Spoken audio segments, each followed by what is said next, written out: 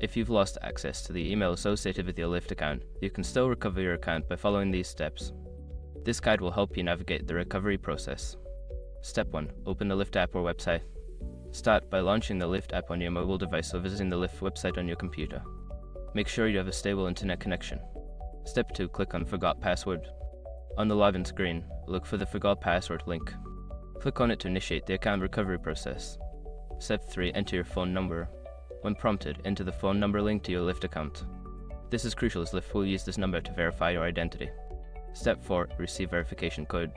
Check your phone for a text message from Lyft containing a verification code. Enter this code into the app or website to confirm your identity. Step 5. Create a new password.